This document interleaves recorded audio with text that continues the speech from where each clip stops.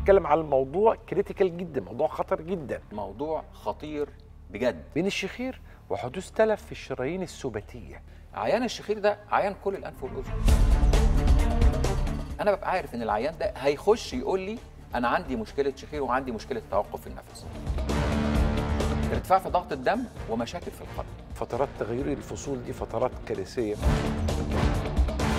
بينام ومش قادر يتنفس. اهلا بيك في عالم الجيوب الانفيه.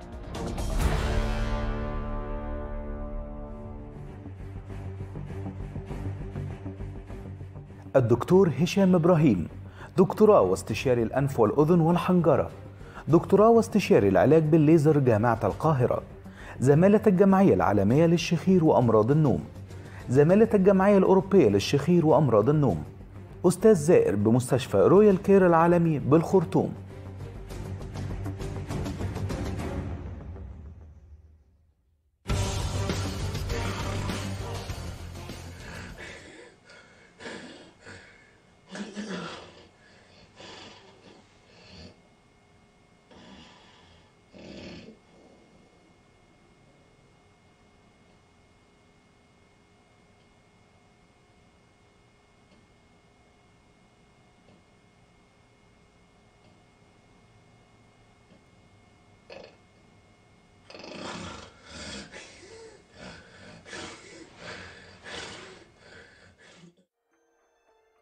اهلا بكم. موضوع الشخير ده موضوع مهم جدا يا جماعه، جدا. في دراسه يعني انا لازم اكلمكم عنها لانها دراسه خطيره جدا، دراسه امريكيه ويعني مخيفه، الحقيقه مخيفه. مش هقدر اقول اكتر من كده. بتقول ايه الدراسه دي؟ بتقول انه الجمجمه بتاعه الناس اللي بيشخروا انحف وفيها حاله من التآكل لما درسوها اكتر من الناس اللي ما بيشخروش. ايه ده الخيبه السوداء؟ فلقوا انه تآكل الجمجمه في حالات الشخير بيصل الى تقريبا 1.23% من الملي. تمام، يعني 1 ملي و23 1.3 ملي. تمام. طبعا ربطوا ربط وثيق، ما هو تآكل الجمجمه ده اكيد هيؤدي الى مشاكل مخيه، فربطوا ربط وثيق بين الشخير وظهور اعراض تشبه مرض الالزهايمر، مرض الزهايمر ديزيز، يبقى ربطوا بين الاثنين يعني. وكمان ربطوا بين الشخير وبين السكته الدماغيه، دي شيء مخيف جدا. ربطوا بين الشخير وبين الغيبوبه. الكتاب او الدراسه اللي اتعملت دي لانها دراسه كبيره خالص، يعني مثلا يعني عدد صفحات الدراسه وصل لحوالي 400 ورقه. ريك نيلسون هو كاتب هذه الدراسه، قال ان انقطاع التنفس الانسدادي اثناء النوم قد يساهم بشكل ميكانيكي في تطور الاضطرابات المتعلقه بنحافه الجمجمه. سمك الجمجمه بيتاثر، وربط بقى زي ما انا قلت لكم بين الشخير وبين كل واحده من الحاجات اللي احنا قلناها زي السكته الدماغيه والغيبوبه والى اخره. فحاجه مخيفه النهارده، ولذلك اول سؤال هيكون في هذا الحال المخيف، كأن الشخير ده بقى موسيقى تعبيريه رعبيه كده، حاجه مخيفه قوي. مع ضيفي العزيز القيمه العلميه الكبيره والاسم الكبير في هذا المجال الاستاذ الدكتور هشام ابراهيم. اهلا بيك يا دكتور هشام، منورنا. اهلا يا دكتور ايمن بيك. اهلا انا بيك. بدات بكلام مرعب خالص اكيد جدا. اكيد. بس حقيقه. معايا النهارده ضيف عزيز عليا طبعا، يعني اسم يعني يسعدني ان هو يكون معانا النهارده الاستاذ محمد اسماعيل. اهلا بيك يا استاذ محمد.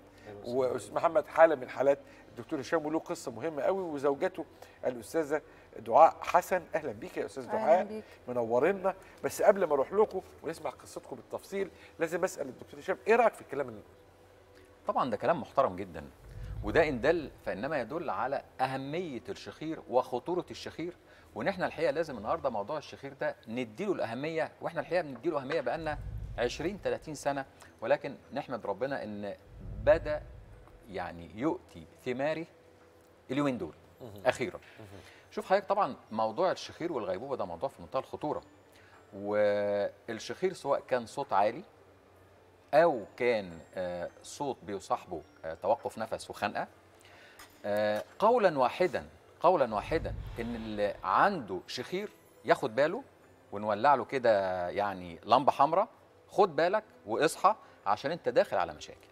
لان الشخير زي ما احنا قلنا قبل كده، الشخير ده موضوع دايناميك، يعني متحرك ومتغير. يعني النهارده العيان اللي عنده الشخير وبيطلع صوت، بعد شهر 2 سنه الصوت هيعلى، سنه تاني هيتحول من صوت عالي لخنقه، من خنقه لشرقه، من شرقه لغيبوبه، غيبوبه لا قدر الله بعد كده بيخش في موت. وده حالات ريكوردد وكل الناس عارفه كده، والكلام ده ما فيهوش هزار وما فيهوش تهريج، خلاص الكلام ده خلاص بقى دوكيومنتد.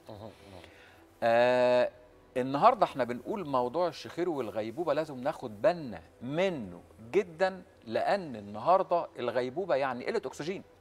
كلمه قله الاكسجين النهارده وتاثيرها على المخ بقى تاثير مخيف. النهارده العيان بينام وهو قاعد، بينام وهو سايق، بينام في كل حته بسبب قله الاكسجين اللي ممكن توصل لكل حته في جسمه. النهارده قله الاكسجين النهارده بتعمل اعراض كتير جدا، والنهارده كثيرا من العيانين بيشتكي من اعراض كتير جدا وبيروح لدكاتره كتير جدا. حاجه غريبه. ليه؟ النهارده عيان الشخير حضرتك بيشتكي من ايه؟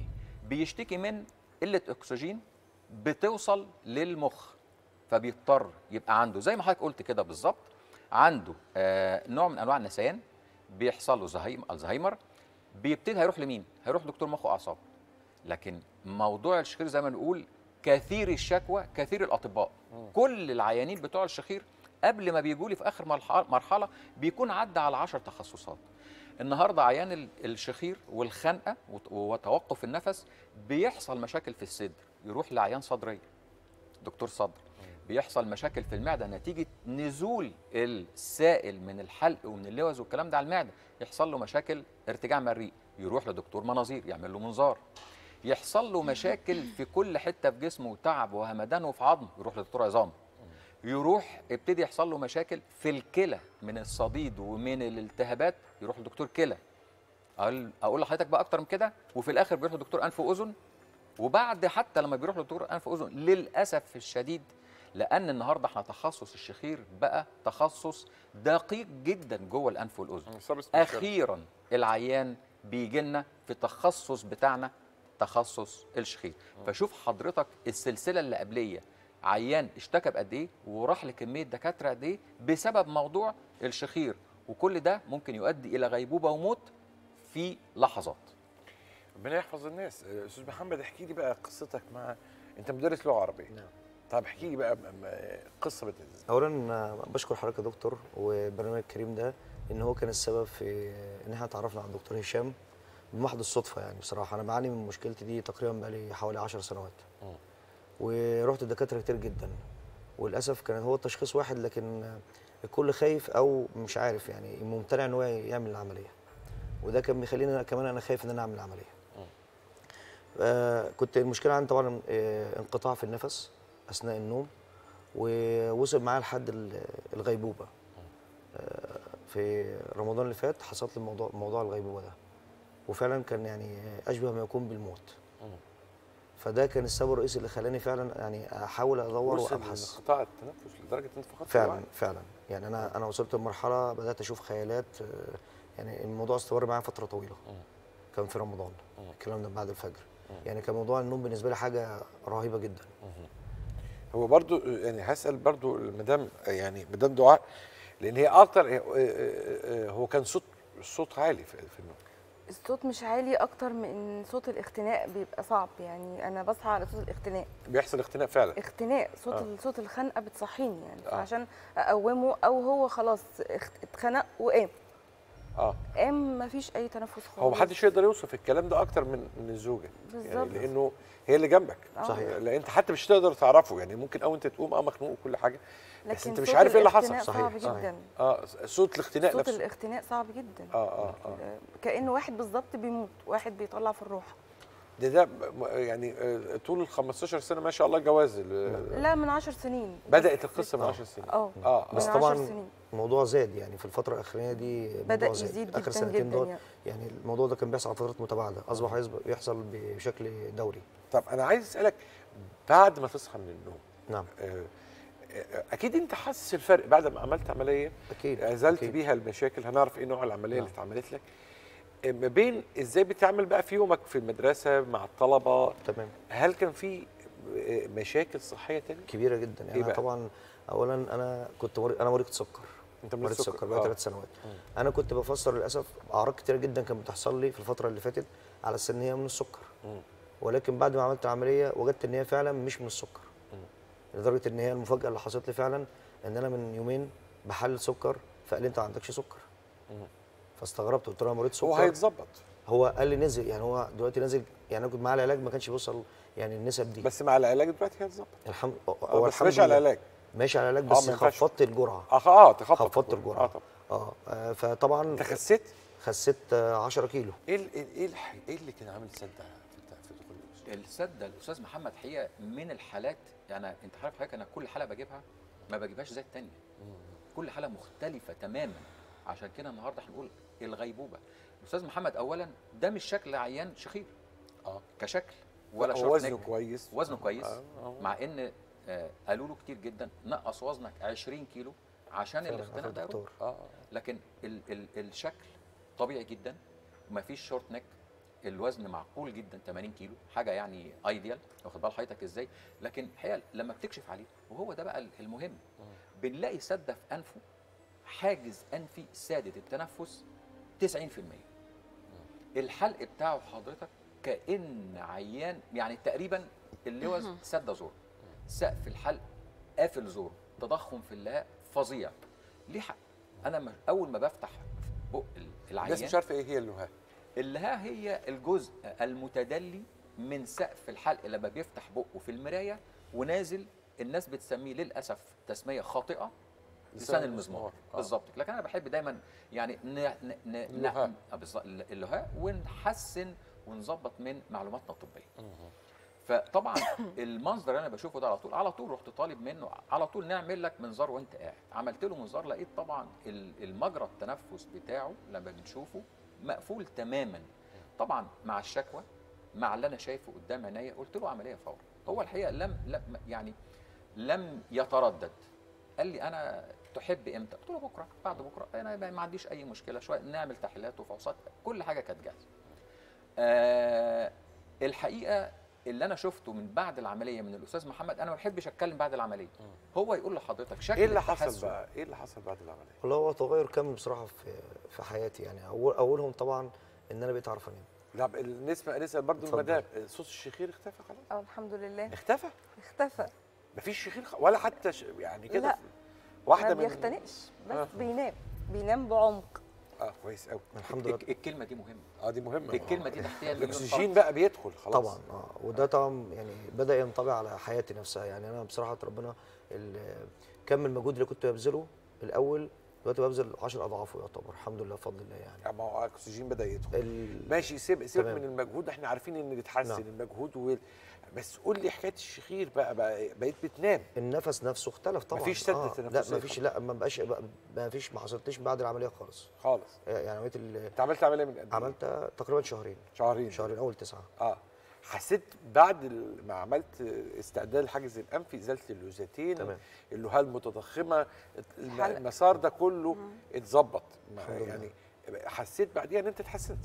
بعد اسبوعين تقريبا لما نزلت الشغل كنت الامر طبيعي الحمد لله، وبمارس حياتي بشكل طبيعي.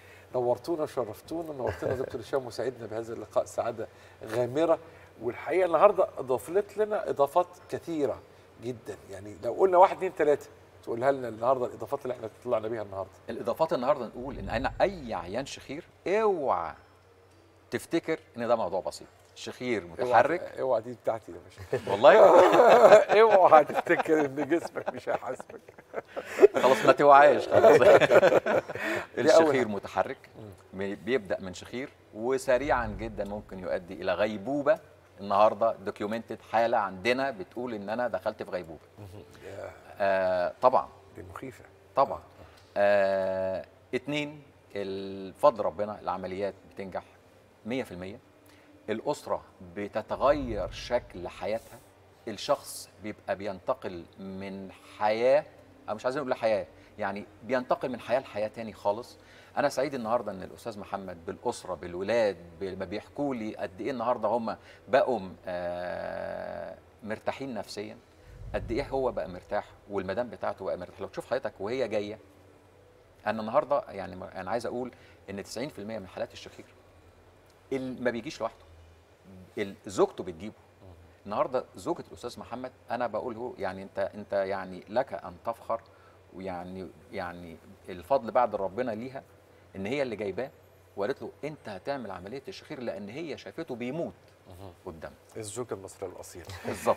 نورتنا استاذ محمد، سعاده كبيره بزيارتك النهارده استاذ محمد اسماعيل، وطبعا زوجتك يعني الطيبه جدا الاستاذه دعاء حسن. نورتينا يا استاذ دعاء، ومتشكرين على يعني الشهاده الطبيه المهمه جدا اللي سمعناها النهارده، لان لازم نسمع شهادات طبيه في حالات بتحكي التجربه، لان ده مهم جدا جدا. انا في رايي انه الاعلام لا يستقيم الا بسماع هذه الشهادات. خليكم دايما مع الناس الحلوه.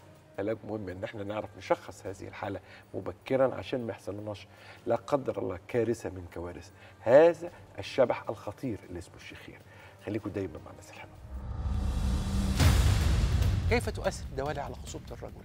امتى اعمل عمليه الدوالي لشخص عنده تاخر انجاب وضع في اعتباري انه سن الزوجه؟ ما هو هنا بقى الموضوع تاخر انجاب ده بتبقى معادله صعبه مهمه جدا وتركيبه يتسابق الزمن مع الرغبه الطبيه. انا لازم امشي في برنامج علاجي ان انا اظبط الهرمونات وابدا اعمل دفعه للحيوانات المنويه بعد العمليه 3 شهور 6 شهور.